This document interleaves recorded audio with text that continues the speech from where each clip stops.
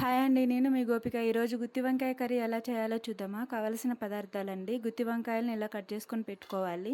పల్లీలు, నువ్వులు, పచ్చిమిర్చి, ఆనియన్స్, టమాటా, అల్లం వెల్లుల్లి పేస్ట్, ఉప్పు, కారం, సాల్ట్, ధనియాల పొడి, జీలకర్ర, ఆయిల్ అండి.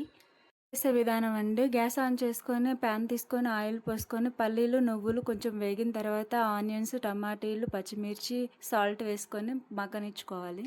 ఇదిగోండి టమాటీలు, ఆనియన్స్ మగ్గాయండి. దీంటిని ఇప్పుడు మిక్సీ జార్‌లో వేసుకొని మెత్తగా మిక్సీ పట్టుకోవాలి. ఇంకొక ప్యాన్ తీసుకొని కొంచెం ఆయిల్ పోసుకొని అందులో గుత్తి వంకాయలు వేసుకొని ఫ్రై చేసుకోవాలి.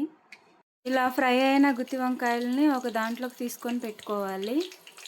ఆ వంకాయలు తీసిన ఆయిల్లోనే కొంచెం జీలకర్ర, అల్లం వెల్లుల్లి పేస్ట్, ఇందాక మనం పట్టుకున్న టమాటా, ఉల్లిగడ్డల పేస్ట్ వేసుకొని మగ్గనివ్వాలి. టమోటా, ఆనియన్ పేస్ట్ మంచిగా మగ్గిందండి. దీంట్లోకి ఇందాక ఫ్రై చేసి పెట్టుకున్న గుత్తి వంకాయలు వేసుకోవాలి. దీంట్లోకి ఇప్పుడు కారం, ధనియాల పొడి వేసుకొని మంచిగా మగ్గనివ్వాలి. మన గుత్తి వంకాయ కర్రీ ప్రిపేర్ అయిందండి. దీంట్లో కొంచెం కస్తూరి మేతి వేసుకొని దించుకొని సర్వ్ చేసుకోవాలి. ఇదిగోండి మన వంకాయ కర్రీని ఇలా ప్రిపేర్ చేసి రైస్లోకైనా చపాతీలోకైనా సూపర్ ఉంటుందండి. ఒకసారి ట్రై చేయండి.